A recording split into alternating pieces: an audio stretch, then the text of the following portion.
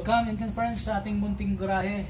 Ang ating gagawin ngayon ay magkaroon tayo ng DIY sa ating cooling fan sa ating condenser. Nagkaroon tayo ng issue, hindi gumagana ang ating condenser fan.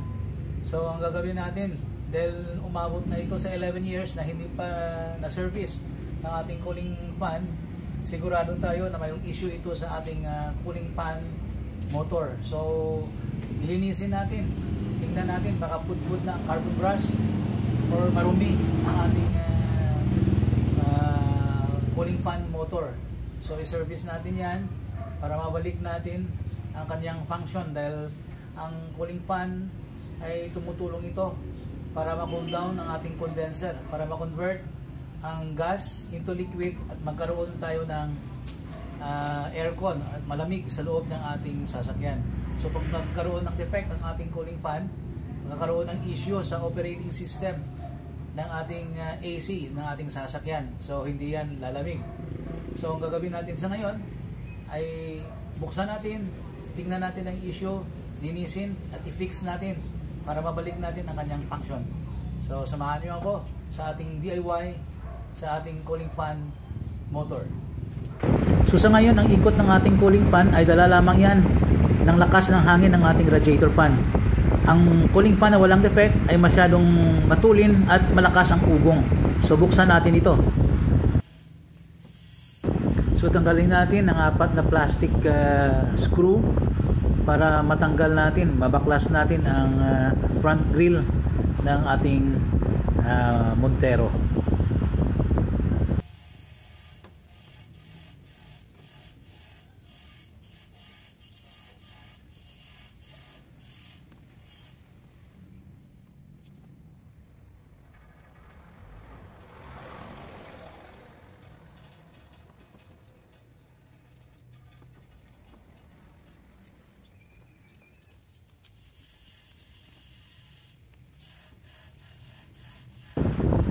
Okay, so hilahin natin ang front grill palabas.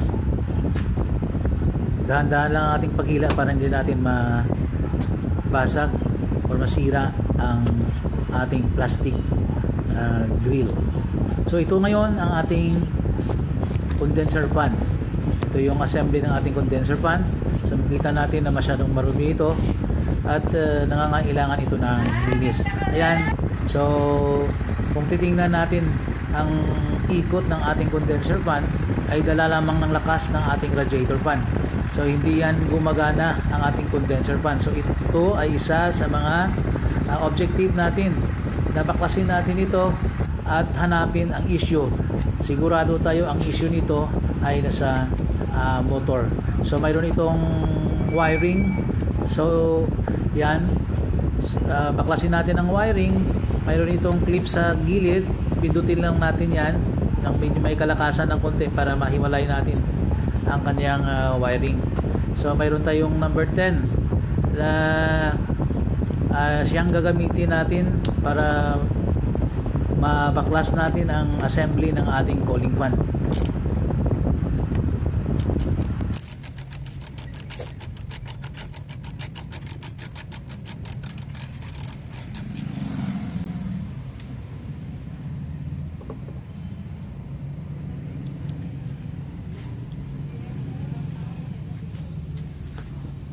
So mayroon itong dalawang legs sa gilid.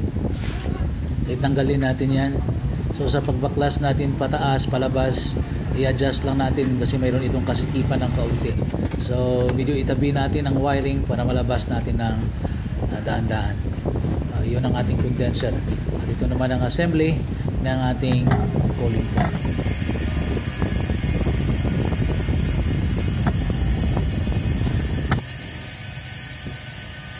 So ang ating cooling fan, original pa ang kanyang fan motor. Hindi pa ito napapalitan. Ayan, makita pa, no? Original pa yan. At sigurado ako na functional pa rin ito. So tanggalin natin ito. Tingnan natin kung anong magawa natin para mabalik natin ang function ng ating condenser fan.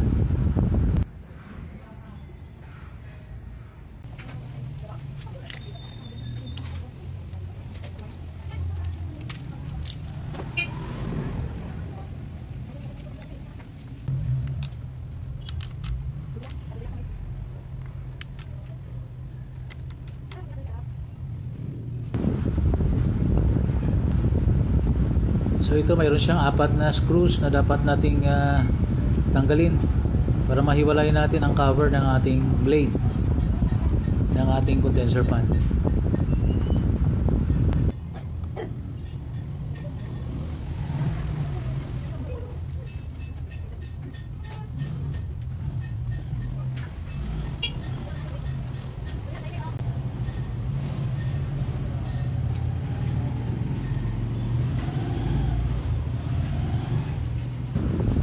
Okay, so sa pagbaklas naman ng ating blade, gamitan natin ito ng number 8. Hawakan lang natin ng blade pag nagtanggal tayo ng kanyang bolt. Ayan, para ma-release natin ito. May himigpit siya ng kaunti. Ayan.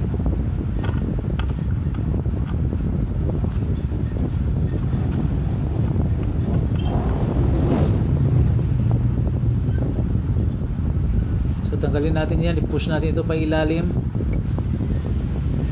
Hanapan lang natin ang paraan kasi may ginamit silang padikit dito para hindi agad matanggal ang blade ng ating condenser fan. Ayan, so natanggal na natin, nakita natin na mayroon silang pandikit na ginamit dito. So ito yung ating condenser blade, condenser fan blade, maayos pa rin. At ito naman ang ating fan motor. Okay, nakita natin ang kanyang bearing, wala pang play. Pag pinaikot natin, maayos pa rin. Ayan. So wala siyang play sa gilid. Ibig sabihin, maayos pa ang ating bearing ng ating motor fan. Walang play yan. So indication ito na maganda pa rin ang kondisyon ng ating original na fan motor. So tanggalin natin ulit, baklasin natin ang mga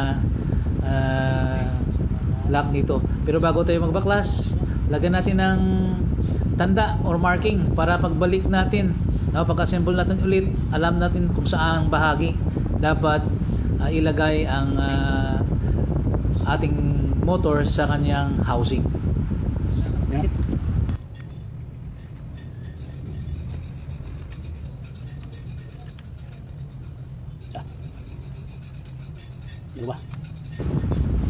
So ito na yung assembly ng ating condenser fan motor, original condenser fan motor ng unit ng ating Montero. Hindi pa yan napapalitan at i-service pa natin yan. Kung pwedeng ibalik pa natin dahil ito yung mga bahagi, mga parts nito ay wala pang diferensya, walang play. Ngayon ang gagawin natin, bubuksan natin, mayroon itong 3 clips sa gilid. So tanggalin natin ang mga clips sa gilid. So ito yung mabisang paraan kung paano natin tanggalin ang mga clips ng ating fan motor. So gumamit tayo ng martilyo at ng ating screwdriver. Ito yung ginagawa natin na pang bukas, no? Para mabuksan natin. Yan. So minamartilyo natin ang gilid dahil mayroon itong adhesive na nakadikit at mayroong 3 clip sa gilid. Unahin muna natin itong 3 clip.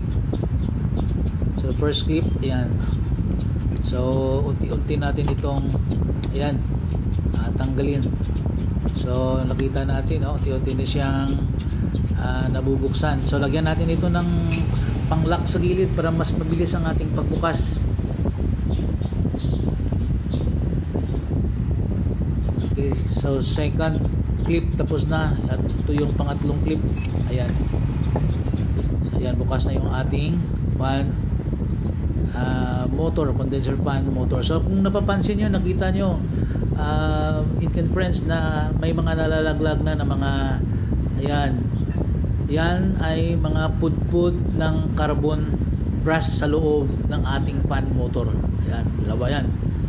So ibig sabihin, kung tingnan natin, yung rewind ng ating fan motor masyadong marumi. Ayan, punong-puno na ng mga pudpud ng ating carbon brush. So ito yung gagawin natin, linisin natin ito. At sa palagay ko, ito yung naging sanhi, no, na walang connection, walang current ng electricity or connection na makakatakbo dahil punong-puno na pala ito ng mga pudpud ng carbon brush.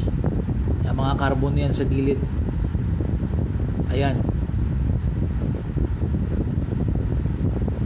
So ito na ang ating carbon brush. Mayroon tayong dalawa, di pa nakita ng maayos. Ayan. So linisin natin yan. Kung napapansin nyo, ang ating carbon brush ay maiksi na pero pwede pa rin. So ang gagawin lang natin, linisin ito at pagkatapos subukan natin na ang spring ng ating carbon brush i-adjust natin. Kung napapansin natin ang ating spring ay hindi na maitulak ng maayos, ayan konti na lang ang ating carbon brush, hindi na siya matulak ng maayos ng ating spring. So hilahin natin ang ating spring para matulak siya ang ating carbon brush ay matulak ng mabuti ng spring para magkaroon siya ng connection.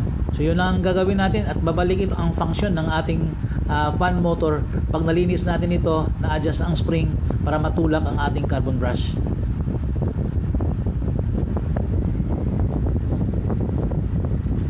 So kailangan matanggal natin na lahat ng mga pudpud ng carbon brush dahil naging sanhi ito at sagabal sa koneksyon ng ating fan motor.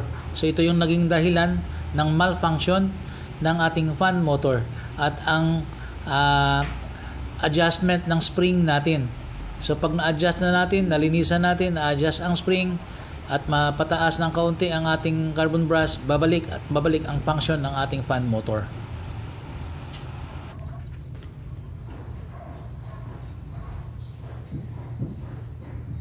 So ito naman yung linisin natin. Nakita nyo, friends, punong-puno ito ng pudpud na carbon na nanggaling sa ating carbon brush. Ayan. So linisin natin ang kanyang rewind para magkaroon ito ng maayos na koneksyon sa ating motor. So ito yung naging sanhi dahil natabuna na ito ng mga pudpud na carbon brush. So tuloy lang natin ang paglilinis sa harap at sa likod nito. Linisin natin talaga yan.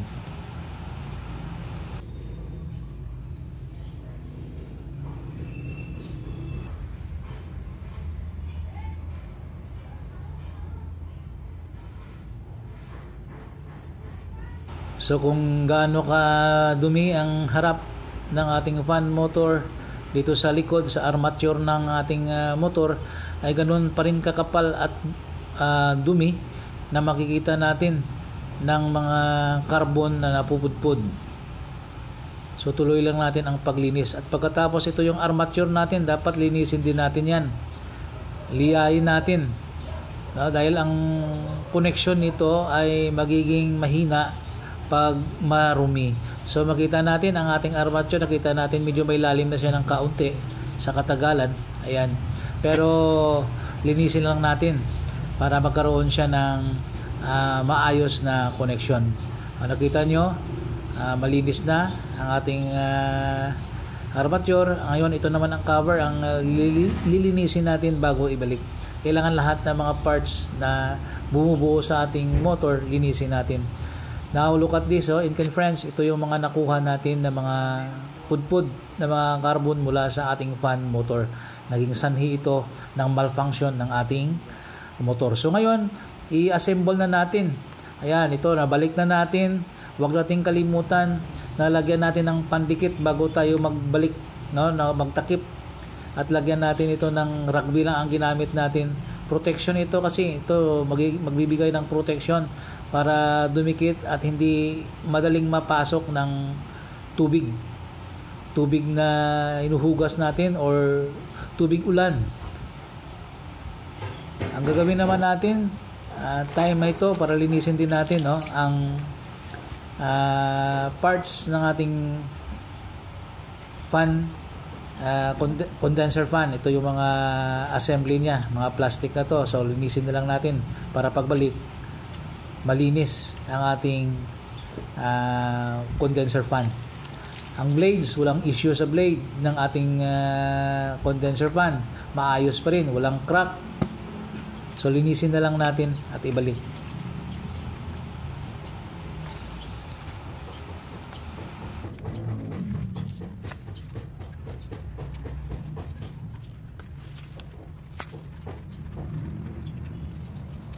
So mga igan, ang ating paraan sa pag-DIY ng ating cooling fan or condenser fan.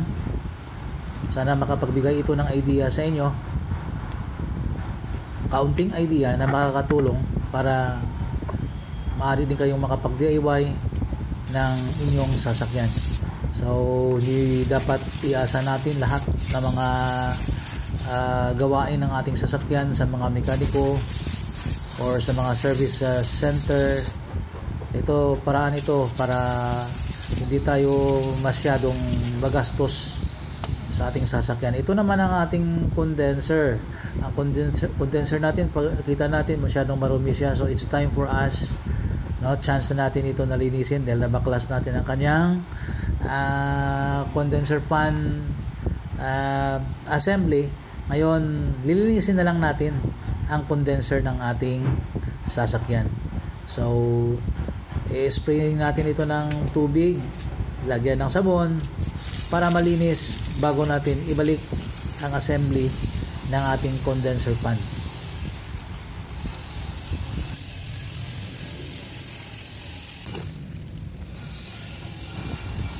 So maaari din tayong gumamit ng old toothbrush kasi yung mga pins ng ating condenser ay may mga bahagi na barado. So pwede natin gamitan ng toothbrush para matanggal itong mga nababara na mga dumi sa ating condenser.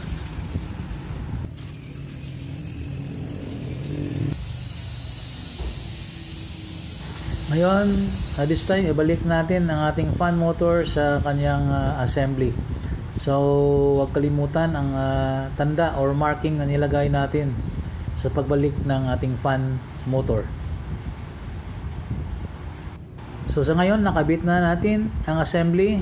So, take note na ang ating wiring ay nakabit natin ng maayos sa gilid ng ating assembly ng ating fan motor. Nahigpitan na natin ng maayos. Nailagay na natin ang dalawang legs. Okay, so sa ngayon, nabalik na natin, i-test natin ang ating cooling fan. Dahil na-service na, linisan na natin ang ating cooling fan motor. So tingnan natin kung gumagana ang ating cooling fan motor na siyang nagpapalamig sa ating condenser. So, on natin.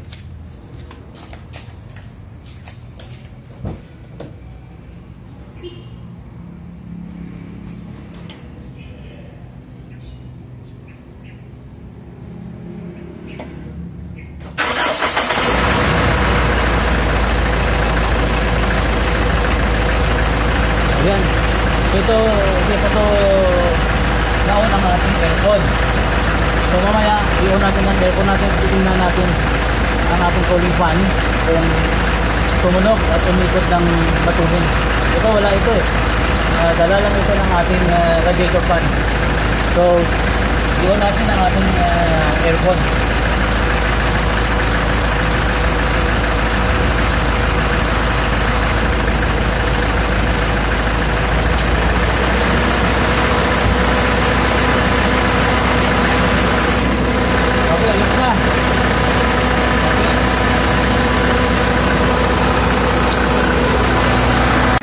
So makita natin, iba ang kanyang pag-ikot, masyadong matulin pag gumagana ang ating cooling fan motor. Ayan. So naririnig natin ang tunog ng maayos na ikot ng ating cooling fan.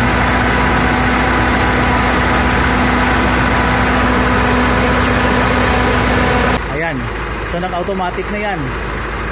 Automatic na. Ibig sabihin, lumamig na yung AC natin.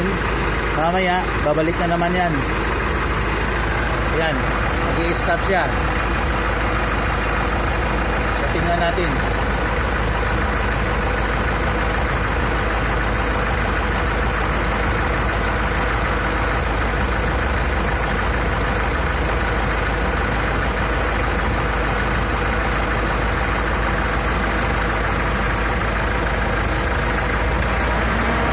Okay, so automatic na. So gumagana na, ang ating cooling fan motor. So thank you for watching. friends, nagawa na natin ang issue o problema ng ating AC system.